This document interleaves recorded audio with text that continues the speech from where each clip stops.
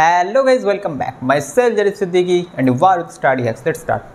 তো আজকের তোমাদের লেকচারটা হচ্ছে মাধ্যমিকের আমাদের যে প্র্যাকটিস সিরিজ চলছিল সেখানে আমরা সেকেন্ড লাস্ট ক্লাসে মোস্ট প্রবাবলি যেটা তোমাদের পর্ষদের কোশ্চেন হয়, পর্ষদ নমুনা কোশ্চেন, মডেল কোশ্চেন, সেটা করেছিলাম। তার একটা পেজ হয়েছিল। আমরা আজকে তার সেট নাম্বার 2টা করবো, ঠিক আছে? তো model question answer solution set 2, ঠিক আছে, তোমাদের পর্ষদের কোশ্চেন। তো স্টার্ট করা যাক। আমি কোশ্চেনগুলো মুখে মুখে বলছি, পারলে তোমরা খাতায় লিখো, নোট ডাউন করো। আর আমরা মেনলি এখানে নিউমেরিক্যাল কোশ্চেনগুলো সলভ করবো, আর থিওরিটিক্যাল কোশ্চেনগুলো একটু ডিসকাস করে দেবো, ঠিক আছে? তো এবং 2 মার্কস আর 3 মার্কসেরগুলো হবে আমাদের, ঠিক আছে? তো স্টার্ট করা যাক। দেখো, ফার্স্ট কোশ্চেনটা আছে মানব স্বাস্থ্য ও পরিবেশের উপরে ওজোন স্তর ক্ষয়ের দুটো প্রভাব। একদম বইয়ের কোশ্চেন, থিওরিটিক্যাল কোশ্চেন, তোমরা লিখবে দুটো পয়েন্ট। তারপরের কোশ্চেন আছে 300 কেলভিন উষ্ণতা এবং 760, ডাটাগুলো একটু নোট ডাউন করি, ফার্স্টে তোমরাও লেখো। 300 kelvin temperature, 760 millimetre HG pressure, 760 mmHg pressure, চাপে কোনো গ্যাসের আয়তন 300 সেন্টিমিটার কিউব, 300 সেন্টিমিটার কিউব। তাহলে এসটিপিতে এই গ্যাসের আয়তন নির্ণয় করো। কিসে নির্ণয় করতে বলেছে? এসটিপিতে ভলিউমটা কত হবে। এখানে যেটা আমরা অ্যাপ্লাই করবো সেটা হচ্ছে P1 V1 বাই T1, কারণ তিনটে ভ্যারিয়েবল প্যারামিটার আমাদের, equals to P2 V2 by T2। Okay, দেখো এই যে ডাটাগুলো গিভেন আছে এগুলোকে আমরা ওয়ান সাবস্ক্রিপ্ট লিখছি, আর এসটিপি সাবস্ক্রিপশনটা আমরা যেটা সাবস্ক্রিপ্টে লিখছি সেটা হচ্ছে 2 কেস, ঠিক আছে? তো 1 নম্বর কেসে আমরা প্রেশারটা আছে 760 mmHg। তোমরা এটা অ্যাটমসফিয়ারে কনভার্ট করেও করতে পারো, বা এখানে যেরকম আছে সেইভাবেও করতে পারো, কোনো অসুবিধা নেই, ঠিক আছে? তাহলে 760 mmHgকে যদি আমরা অ্যাটমসফিয়ারে কনভার্ট করি, it will become 1, right?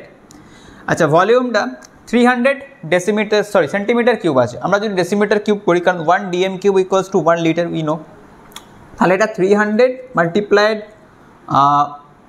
Centimetre two decimetre 10, তাহলে কিউব করলে 10 কিউব মানে 1000, ডিভাইড টেম্পারেচার 300 কেলভিন। আচ্ছা, সেকেন্ড কেস মানে এসটিপিতে বার করতে বলছে, মানে প্রেশারটা अगेन 1 অ্যাটমসফিয়ার, তাহলে 1, ভলিউমটা আমরা বার করব। আর এসটিপিতে আমাদের যেটা টেম্পারেচার হয় কেলভিন স্কেলে, সেটা হচ্ছে 0 ডিগ্রি সেন্টিগ্রেড বা 273 কেলভিন, রাইট? It becomes 273। দেখো 300 ক্যান্সেল, তাহলে V becomes 273 into 1000 DM cube লিখতে পারো বা লিটার লিখতে পারো। এটা যদি সেন্টিমিটার কিউবে কনভার্ট করি, अगेन 273 সিএম কিউব, ওকে, বা সিসি কিউবিক সেন্টিমিটার যেটা লেখে। তাহলে এটা হলো আমাদের এসটিপিতে তার আয়তন। ক্লিয়ার?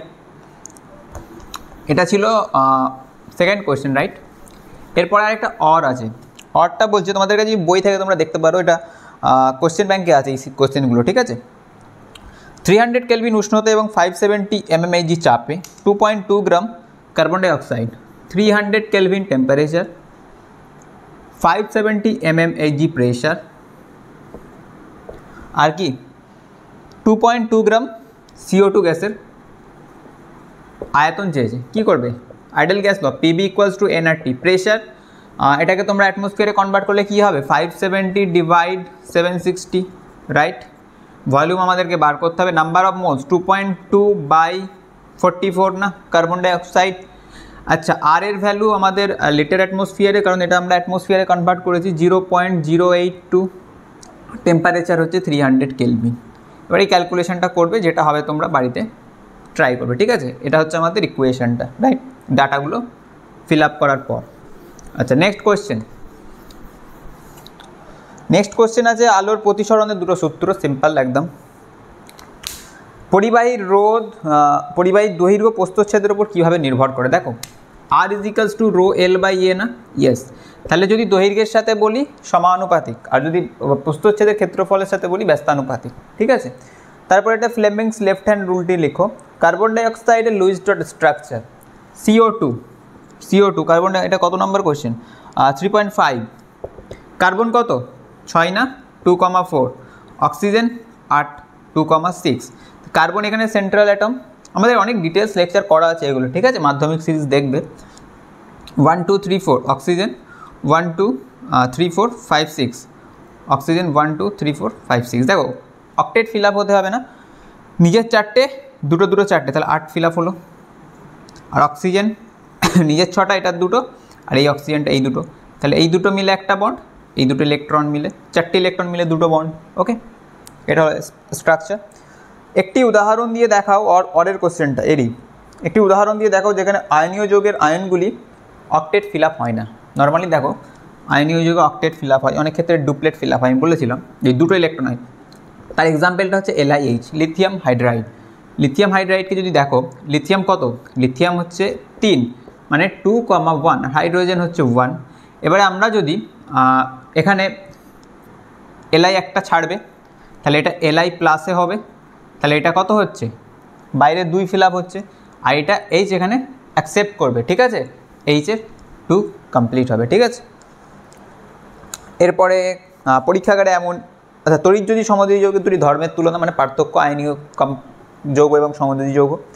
পরীক্ষাগারে অ্যামোনিয়া গ্যাস প্রস্তুতির বিক্রিয়া সরণ ছেড়ে দাও, উপযুক্ত রাসায়নিক বিক্রিয়া H2S বিজারক, এটাও বইয়ের কোশ্চেন। উদাহরণসহ খনিজ আকরিকের কমন কোশ্চেন। PVC টেফলনের মনোমারের নাম লিখতে বলেছে। তারপরে এটা হচ্ছে একই আণবিক সংকেত C2H6O বিশিষ্ট দুটি জৈব যৌগের গঠন সংকেত। C2H6O এটার মানে দুটো স্ট্রাকচার আঁকতে বলেছে। দেখো C2H6O যদি দেখি এটাকে, এগুলো করানো আছে আমাদের অর্গ্যানিক কেমিস্ট্রি লেকচারে, ঠিক আছে, এই এক্সাম্পলটাও মনে হয় করানো আছে, একদম এইটাই। তো এটা দেখো, এটা এরকম হবে, দেখো তো CH3 CH2OH, দেখো তো দুটো কার্বন, 3 আর 2 5, 6টা হাইড্রোজেন, একটা অক্সিজেন, তাহলে এটা কোন গ্রুপ, অ্যালকোহল সিরিজ OH। আচ্ছা, আরেকটা দেখো CH3O CH3, দুটো কার্বন, 6টা হাইড্রোজেন, একটা অক্সিজেন, ROR ড্যাশ বা R, এটা কি সিরিজ, এটা হচ্ছে ইথার সিরিজ। এবং এটা যদি বলে কি ধরনের আইসোমার, এই কোশ্চেনটাও আসতে পারে, এটা কী ধরনের আইসোমার, এটা হচ্ছে ফাংশনাল গ্রুপ আইসোমার, ঠিক আছে, কার্যকরী মূলক গঠিত। তাহলে আমাদের 2 মার্কসেরগুলো কমপ্লিট হলো। Come to the 3 marks. First কোশ্চেনটা আছে বয়েল চার্লসের সূত্রের কম্বিনেশন রূপ প্রতিষ্ঠা করতে বলেছে।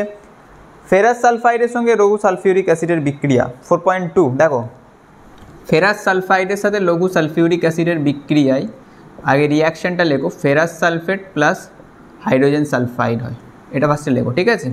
কি বলেছে এবার দেখো, বিক্রিয়া 1.7 গ্রাম হাইড্রোজেন সালফাইড গ্যাস পেতে কত গ্রাম ফেরাস সালফাইড প্রয়োজন, কত 1.7 গ্রাম হাইড্রোজেন সালফাইড আমাদের দরকার এটার জন্য, ফেরাস সালফাইড, ঠিক আছে, এই ফেরাস সালফাইড কতটা দরকার, তাই তো বলেছে নাকি, হ্যাঁ। তাহলে বলো তো এটা কত হবে, 2 আর সালফার হচ্ছে 32, তাহলে 34 গ্রাম। এদিকে আয়রন 56 প্লাস 32, 88 গ্রাম, তাহলে 34 গ্রাম। এটা তোমরা মোল দিয়েও করতে পারো, কিন্তু মোল দেওয়ার করছি না, যেহেতু ওয়েটেই চেয়েছে। 34 গ্রাম পেতে দরকার 88 গ্রাম, তাহলে 1 গ্রাম পেতে 88/34, রাইট। আর 1.7 গ্রাম পেতে 1.7 মাল্টিপ্লাইড 88/34, এটা ক্যালকুলেশন করবে, যেটা হবে সেটা অ্যান্সার, ঠিক আছে। Come to the next. Zinc অক্সাইডকে কার্বন সহযোগে, এই কোশ্চেনটা একটু ভালো করে শোনো, বড় কোশ্চেন। জিঙ্ক অক্সাইডকে কার্বন সহযোগে উত্তপ্ত করলে ধাতব জিঙ্ক ও কার্বন মনোক্সাইড উৎপন্ন হয়। রিয়াকশানটা এটা, জিঙ্ক অক্সাইড প্লাস কার্বন থেকে জিঙ্ক প্লাস কার্বন মনোক্সাইড। ওকে, রিয়াকশানটা নোট ডাউন করতে পারো। বলেছে 40.685 গ্রাম জিঙ্ক অক্সাইড থেকে এত গ্রাম এবং এত গ্রাম কার্বন মনোক্সাইড উৎপন্ন করতে কত গ্রাম কার্বন প্রয়োজন হবে, বিক্রিয়াটিতে কত মোল কার্বন মনোক্সাইড উৎপন্ন হয়। দেখো মেন বলছে, এটা তোমরা তো পড়ে এসছো অলরেডি, ধরো এইদিকে x গ্রাম রিয়্যাক্ট করছে, এদিকে y গ্রাম এর রিয়্যাক্ট করছে, তার মানে টোটাল x প্লাস y গ্রাম। এবার মাস ব্যালেন্স যেটা বলে সেটা কি, যত গ্রাম রিয়্যাক্ট করে তত গ্রামই উৎপন্ন হয়। তাহলে এইদিকে ধরো আলফা গ্রাম উৎপন্ন হয়েছে এটা, আর এটা বিটা গ্রাম উৎপন্ন হয়েছে, তাহলে x plus y should be equals to alpha plus beta. Mass balance এটাই তো বলে, এটাই জাস্ট করতে বলেছে। 3টে ডাটা দিয়ে দিয়েছে, এই y এর ভ্যালুটা মনে হয় মোস্ট প্রবাবলি y-টাই বার করতে বলেছে, ঠিক আছে। এটা সোজা কোশ্চেন, এটা করছি না। 4.3 কোনো পদার্থের তাপ পরিবাহিতাঙ্ক বলতে কি বোঝো, as simple as that, Q/T equals to KA delta T/L। ওখান থেকে K এর ডেফিনেশন, এটা অনেক ডিটেলসে বলা আছে আমাদের থার্মাল ফেনোমেনা, তোমাদের যে চ্যাপ্টারটা আমরা পড়িয়েছি। CGS আর SI এককের মধ্যে পার্থক্য, সম্পর্ক। CGS calorie centigrade inverse, calorie second inverse centimetre inverse degree centigrade inverse, আর এসআই হচ্ছে watt, metre inverse, kelvin inverse. এবার দুটোর মধ্যে সম্পর্ক যেটা সেটা লিখবে। দীর্ঘদৃষ্টি কি, প্রতিকারের জন্য কি লেন্স, 4.5 প্রিজমের মধ্যে দিয়ে আলোর ডেল্টা I1 + I2 এবারের জন্য খুব ইম্পর্টেন্ট, ঠিক আছে। তাপীয় ফল সংক্রান্ত জুলের সূত্র, ইজি কোশ্চেন। তারপরে একটা অঙ্ক আছে দেখো,